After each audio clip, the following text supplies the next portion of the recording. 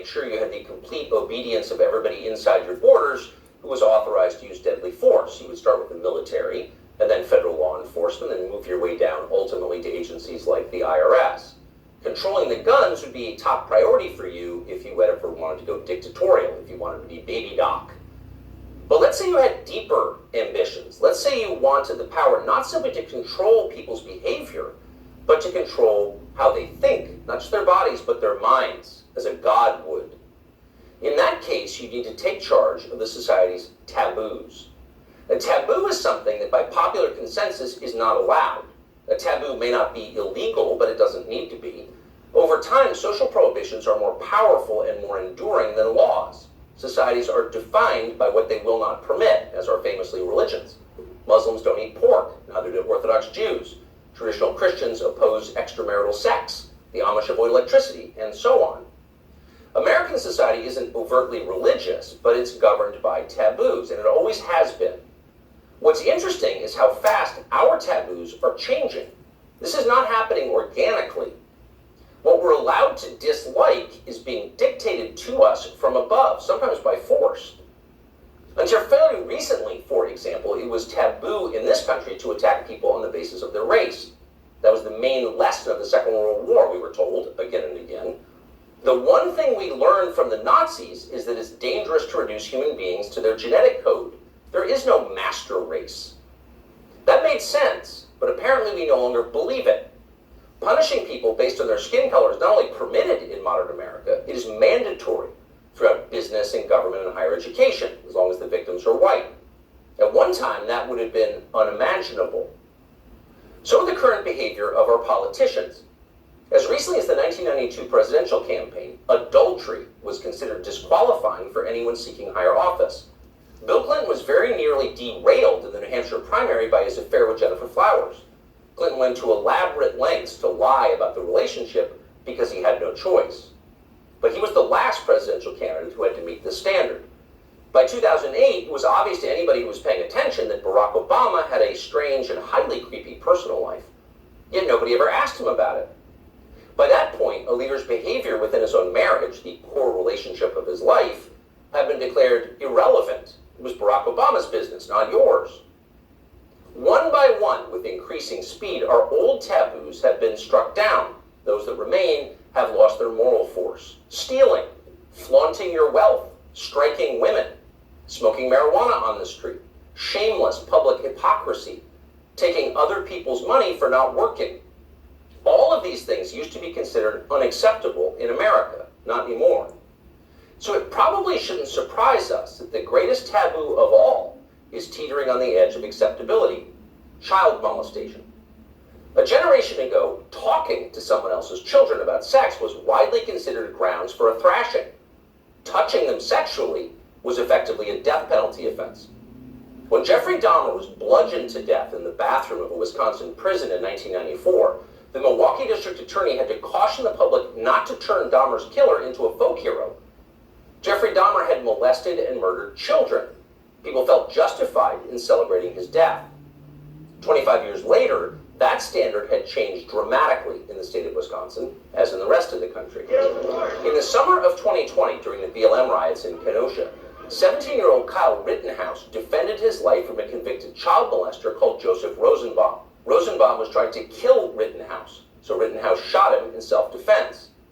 But it was Joseph Rosenbaum whom the media cast as the victim of the story. Kyle Rittenhouse, meanwhile, an underage boy fending off violence from a child molester, was denounced as the villain. Ultimately, he was indicted for murder. One of the things that this tells us is that people who run our country no longer see child molesters as the worst among us. It's never been more obvious than it was yesterday when the Wall Street Journal ran a long expose about kiddie porn on Instagram. Instagram, the journal found, quote, helps connect and promote a vast network of accounts openly devoted to the commission and purchase of underage sex content. Instagram connects pedophiles and connects them to content sellers of child pornography. In one instance, the paper discovered that Instagram was recommending the phrase incest toddlers to users who'd expressed interest in similar material. By the way, no one at Instagram denied that any of this had happened, nor did Mark Zuckerberg, who controls the company. The journal story was accurate. It was all pretty shocking, but not as shocking as what happened next, which was effectively nothing at all. The largest circulation newspaper in the United States revealed that one of the world's most influential companies was promoting pedophilia, and nobody in power did anything about it. The Justice Department did not announce an investigation. Congress did not schedule hearings. The guy who runs Instagram, Adam Mosseri, still has his job. In fact, Mosseri's last tweet, which is pinned, is a video of himself bragging about how effective Instagram's algorithm is. Keep in mind as you watch this, it's real. People often talk about the algorithm, but there is no one algorithm for Instagram. There are many algorithms and ranking processes we use to try to personalize the experience, to make it as interesting as we can for each and every person who uses Instagram. We believe in this idea of personalization. What you're interested in and what I'm interested in is different, and so therefore your Instagram and my Instagram should be different. What you're interested in and what I'm interested in is different, Mosseri explains patiently, so your Instagram feed will be different from mine. You're interested in children, that's why you're getting all the incest toddler posts. It's a highly personalized experience. That tweet is still up tonight. Of course, everybody at Instagram, in fact, everyone everywhere in authority, will still claim to think that child molestation is bad, but the tone has changed unmistakably. When they say it's bad, they mean it in a kind of abstract way. Bad like a civil war in Central Africa is bad. You wouldn't prefer it, but there are reasons it happens. That's why we now refer to pedophiles as minor attracted persons, because honestly, who can judge?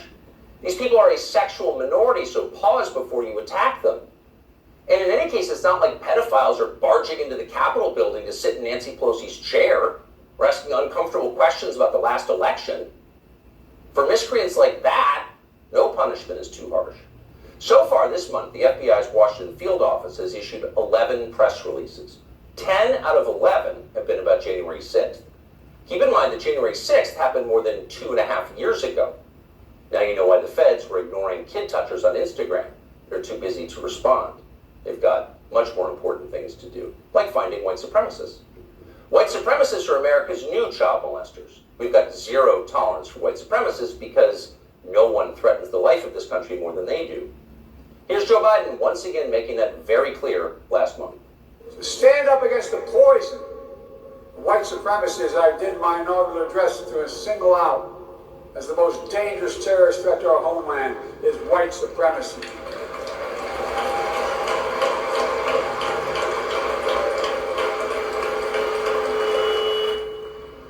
And I'm not saying this because I'm at a black HBCU. I say it wherever I go. Pardon the feedback, but you heard the point. White supremacy is the most dangerous threat to the American homeland. Joe Biden just told us that. It's more dangerous than the threat of nuclear war with Russia. It's more dangerous than the threat of the Mexican drug cartels, who've already killed hundreds of thousands of Americans and are now in control of swaths of our southwestern states. White supremacy is that bad, Joe Biden says. In fact, it's worse. But what is it? That's the question. Can anyone in authority actually define white supremacy? What is it? Is white supremacy liking white people too much? If so, that's going to put those of us with white children in a pretty tough spot. Or is white supremacy something much more obviously bad, like trying to expel all non-whites from America and creating some kind of ethno-state? If that's Joe Biden's definition, what exactly is the scope of this threat? How many people are currently working on this American white ethno-state project? And what are the chances they're going to pull it off? Our guess is not very many and precisely zero. But we can't say for sure because no one has showed us the numbers. These are not rhetorical questions. When the President of the United States describes something as the worst possible crime Americans can commit, you have a right to know what that crime is. You used to have that right. Under our pre-revolutionary legal code before George Floyd, questions like these were easy to answer. A crime was defined as something that an elected legislature had explicitly banned, usually an act that hurt somebody else. In America, crimes were described precisely with words in English and then preserved in books, which you could read yourself. If you ever wondered whether you were committing a crime, you could just look it up. You could know for sure whether you were a criminal. Now you can't. And needless to say, that's the point. The point of the exercise is to keep you off balance, to keep you afraid. When no one's willing to define the offense, you can't be sure whether or not you're committing it. You could be accused at any time and everything you have taken from you. You live in fear. Remember this guy? Emmanuel Cafferty was driving near a Black Lives Matter protest in Poway in his SDG&E truck when he says he noticed somebody following him and trying to get his attention. Later, that person posted a picture of him making what some believed is a white supremacy symbol on Twitter. Cafferty says he had no idea about any white power symbols and was just cracking his knuckles outside his window when the picture was taken of him. Later that day, he says he was notified by SDG&E that he would be suspended pending an investigation, and a few days later, he was fired.